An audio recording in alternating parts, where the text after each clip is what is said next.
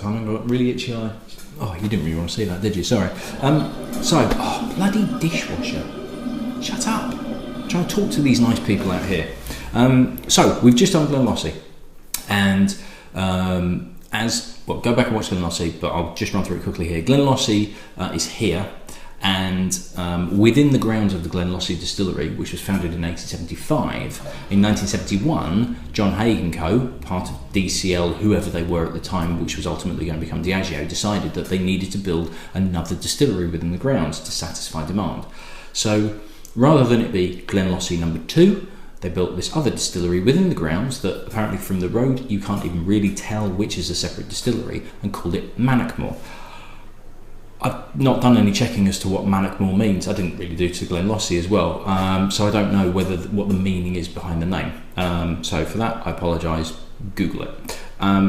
So yes, it was one where it was sort of opened in 71 with the best intentions, and then kind of closed a bit through the 80s. 80s was a difficult time for the Scotch whisky industry as a whole, and it did close down temporarily. I think it was 85 and then 89. And then what happened during the 90s was they used to basically do 6 months at Glenlossie and 6 months at Mannochmore, and flip between the two distilleries to make enough to store and then move across to the next one. There's quite a big storage facility at the Glenlossie / Mannochmore distillery. And it's the warehouses there are used for other distilleries from Diageo's estate. So Glenlossie, not a particularly well-known distillery. Mannochmore, quite a well-known distillery for a release that's not Mannochmore. In 1996, there was a whisky that came out called Loch Dhu.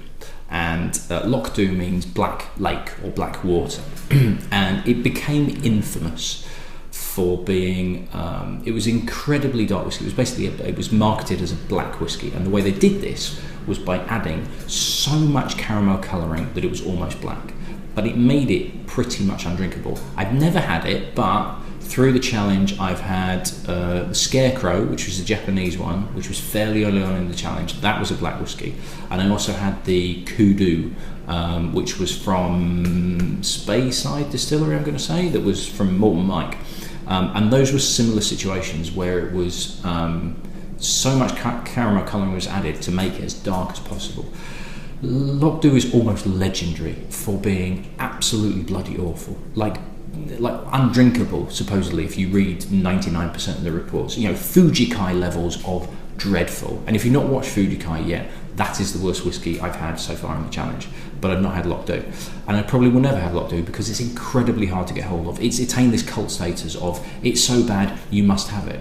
As I found when I did the Fujikai review, I had a number of people come back to me and go, I've seen your review, I've heard everything you said, and I've seen your reaction, I must try this. And it's the same with Loch Dhu. People will pay through the nose for it, and there are samples and bottles going for silly money, even though, so according to everybody that's tried it, it's absolutely crap.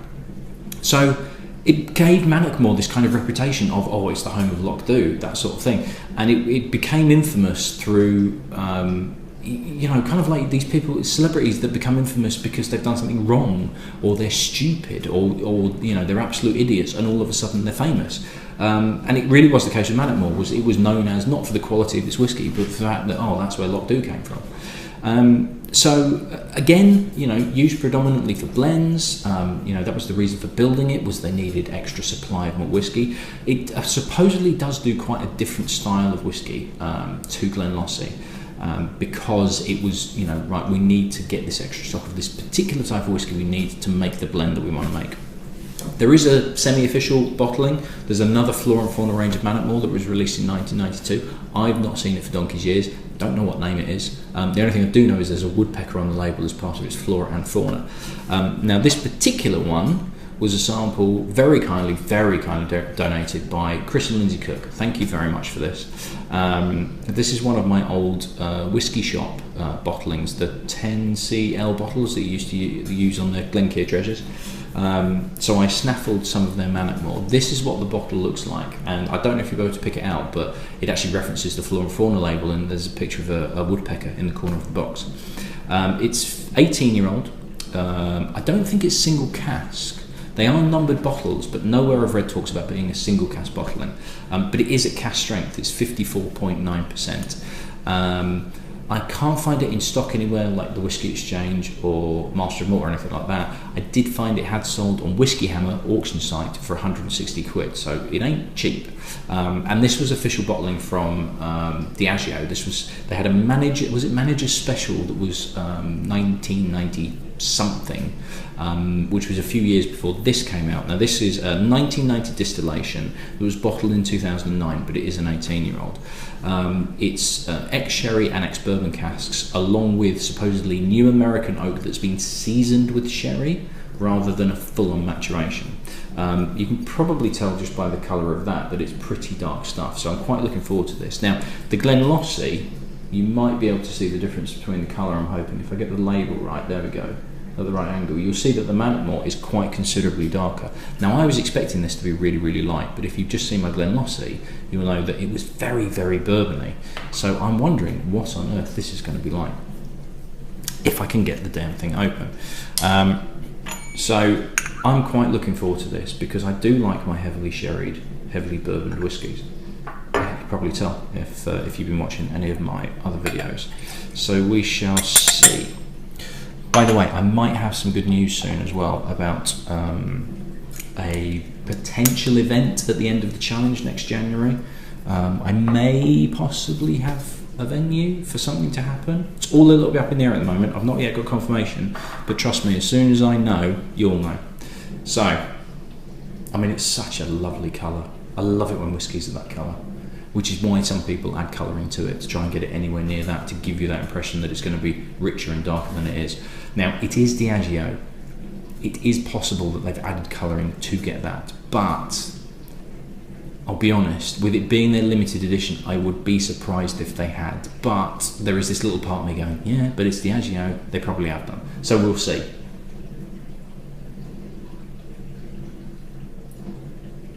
And straight away it's sherry. It's full on rich fruity sherry. It's not bourbon, it's not quite Christmas cake, it's a little bit lighter.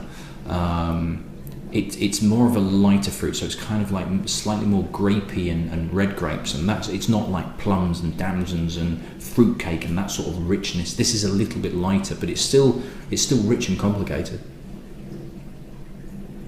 And there's a little bit of freshness to it as well. And almost the slightest hint of charcoal, but well, not quite charcoal. You know when you've sort of like you've burnt a log and it goes blackened, but it's not charcoal that you can kind of like crumble, and it's still got a slight woody, but it's kind of half woody, half ashy smell. There's a little bit of that to it as well.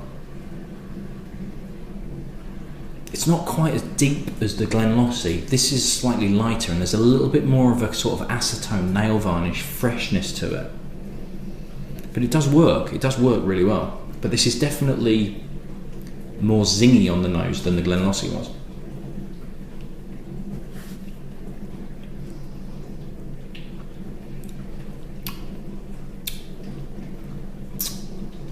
Whoa, that is sweet.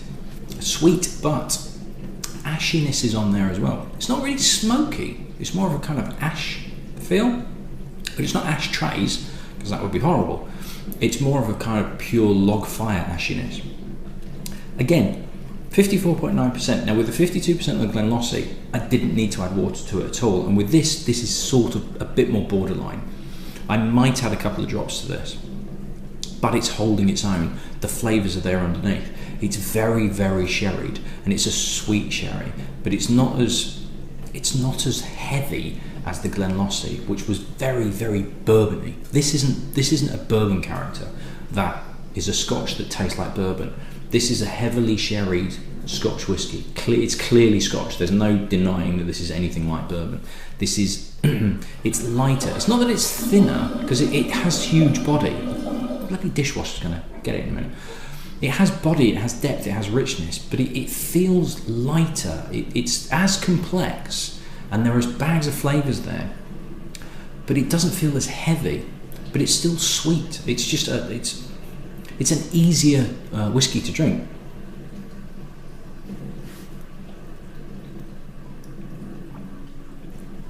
It's really good. It's really good.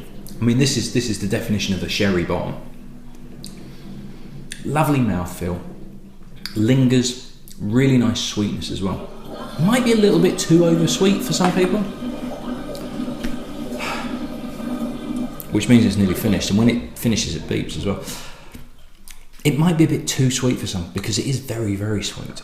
It's not quite liqueur-y, but it's not that far off. Now I am going to add a little bit of water in, but I don't want to put too much in, because I don't think it's going to need that much. Just enough just to knock that fire down a little bit, because I still think it needs that fire just to pull everything back up. Doesn't really smell much different, to be honest. Yeah, I'm getting something else, but I'm not really sure what. It's bringing a bit more of the sweetness out. The acetone has died down a bit, and a bit more sweet fruitiness is coming through. And almost black pepper. Yeah, very black pepper corns, not even crushed black pepper. That is black peppercorns on there. Weirdly, all of a sudden, a couple of drops of water, black peppercorns are there. They weren't there to start with. That's weird.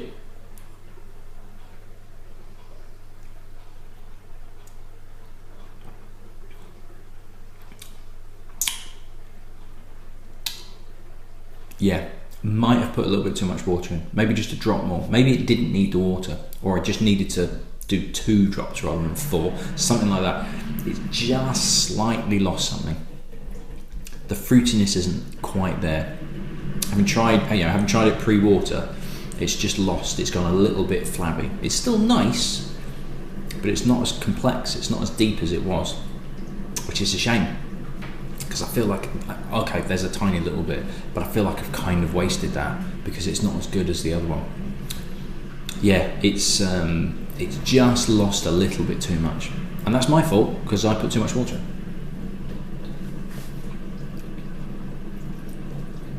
But that's a super whiskey. A little bit more smoke's coming through on that now, and there is a bit more black pepper. If anything, adding the water to it has made it slightly spicier, and I think I preferred it previously where it had the heat from the alcohol, but there was more of a fruitiness to it, whereas this has become a little bit kind of spicier because the fruit's died down.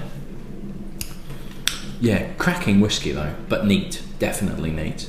That's a special whiskey. When you're talking sort of 150, 160 quid on an auction, it ain't a cheap whiskey, but that's another one where if I paid that amount of money not having tried it before, I wouldn't feel like I've wasted money, because it has all the complexity, it has the richness, it has the depth. It's one of those where, would I pay 160 quid for a bottle? Generally no, but if I had the money to do so, I would feel like I've spent well on that rather than other things. So Chris, Lindsay, thank you very, very much indeed. That is a very good whiskey indeed, apart from when you add too much water to it like I have just done. But hey, we live and learn, and I have a tiny little bit left, so that the next time I have that in January, February, I won't add as much water in. Right, that's me done for the night. I shall see you at the next one. Cheers.